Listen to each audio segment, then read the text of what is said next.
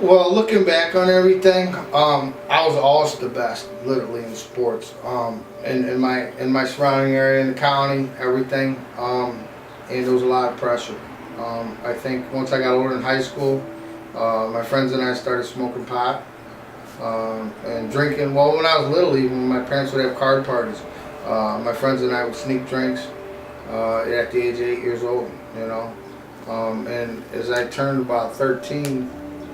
We started getting our own beers, getting it from a local guy. We paid him $5 to get us a 6-pack, whatever. We would do that on weekends, and we liked it. You know, one of my friend's brothers sold marijuana, so we started smoking pot. But I also kept playing sports and stuff. I was also a troublemaker, very outgoing. I loved attention. I loved being the center of attention, and I always was. With the girls, with sports, family parties. It didn't matter. I loved people, and I never really had problems with the drugs and alcohol at first. My mom found out I was smoking pot when I was 16, and she told my dad, and I ended up going into a treatment center at 16 years old. Obviously, I wasn't ready to quit. I didn't think I had a problem, but my mom didn't want me to continue on. So we put them in a treatment center, and back then they did have locked treatment centers that parents could put their kids in. Nowadays they don't have those. If the person doesn't want to stay, even if they're an adolescent, you still cannot force them to stay in a treatment facility.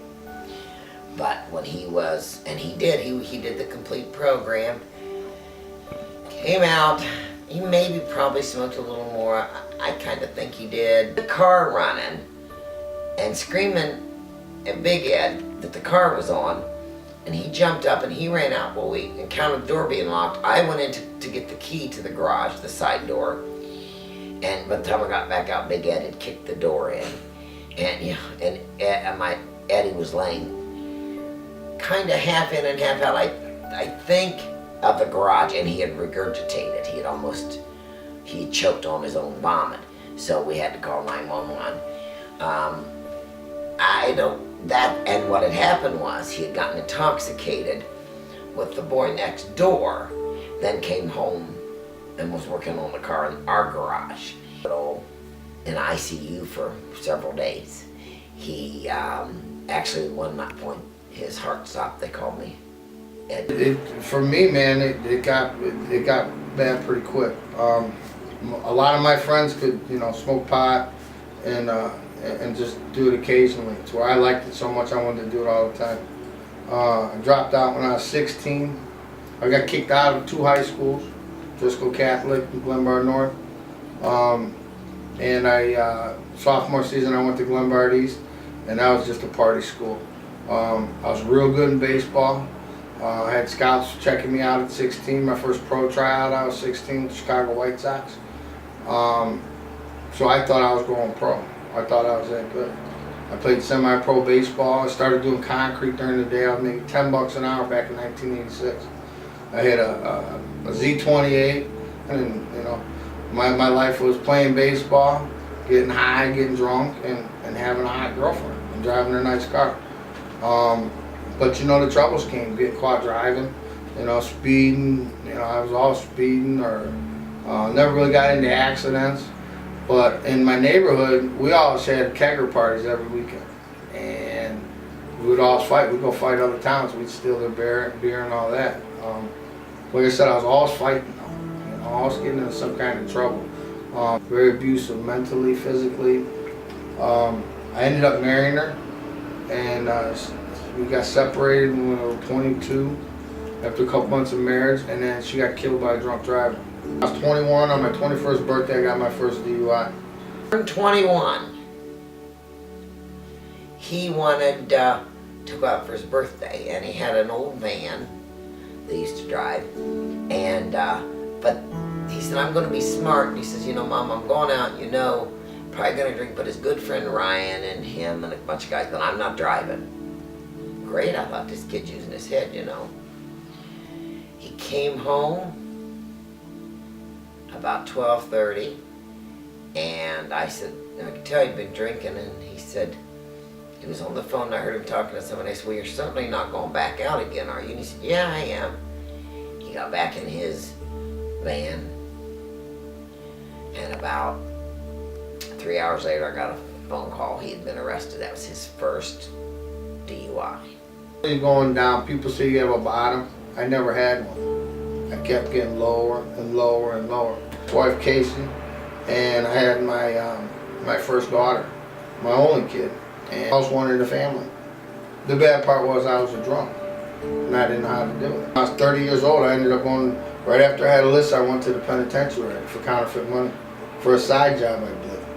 After all the stuff I've done in my lifetime, I go to jail for somebody paying me with counterfeit money, you know, and I couldn't understand it. I went in there for 6 months, hoping to get my life together and come out and be a family man. That wasn't happening. I came out with the worst attitude, and I kept doing the same things. I literally drank my first $10 on the bus ride home. I got drunk. You know, so all that time I said I wasn't going to do it, I got drunk right away. That started a big spiral. Here I am, 30 years old, living back and forth with my mom, girlfriends, wherever I could find a place to live. And my wife didn't want nothing to do with me, you know, and I couldn't blame her. And that really messed me up because I wanted to be a dad. I love my daughter to death. Anyways, so I went to prison 4 times. I went to prison 3 more times. 2 times for assault and battery on a police officer. And then, I mean, my life was total hell. I mean, it was just miserable. I didn't know how to live, and I didn't want to die. And I joined the Independent Order of Odd Fellows. And then I was living with my mom. It was September 26, 2010. And it was actually 2 weeks before that. And I was praying to God. I said, listen, I said, I can't do this no more. I said, take me or save me. I said, because I can't live like this. And I mean, I was living in a run down room with cockroaches, and it was nasty. But I didn't care because I was barely ever there. And 2 weeks later, God did. He saved me. He sent me back to prison for the 4th time. 7 years out of 12, I was in prison. And right then and there, when I got arrested, I heard God tell me in DeKalb County Jail, I'm giving you one last chance to live the life I created for you. And I got on my knees in front of everybody. I didn't even care. And I said, thank you, God. I give you all of me. And at that moment, that exact moment, September 26, 2010, when I got arrested, He took all away the hurt, the shame, the pain, the guilt, stuff I didn't even know I was carrying around for 40 years. He removed it. He's been a lot nicer. He still has anger issues, but that's like a personality thing. But he is a lot nicer, and he's trying hard to make up for things he missed out when I was younger. And it's like I said, my life is so much different now. I got my own place. Can't nobody kick me out. I have respect for myself and from others. And it's totally different than the respect I thought. What I thought was respect was fear that never got me nothing. The way I live now, it's just amazing. Like even when I go to lodge, we all eat dinner together on Tuesday nights before our meetings. And these men will get up from what they're doing, eating or whatever, to shake my hand and give me a hug. I'm chaplain at my lodge. I've buried 7 men in the past 3 years, having to do chaplain service for them and their families. And I never thought I could do stuff like that. But with God's help, I was able to bring comfort to these people. And my lodge brothers loves me being chaplain because it's even now, a lot of them are going to church now. Even at 50, 60 years old, they're seeing how I changed and they want to change their life a little bit too. They want that happiness. And that's all I can hope to bring now these days, is to share that with people who are still out there that don't think that think their life is only can be one way when it doesn't have to be. I can do whatever I want in the world these days, and others can too. You know, but for 40 years, I thought I was going to die drunk, and now I joke around with people. I said, I made it through hell. Now I'm working my way to heaven, and that's where I'm at today.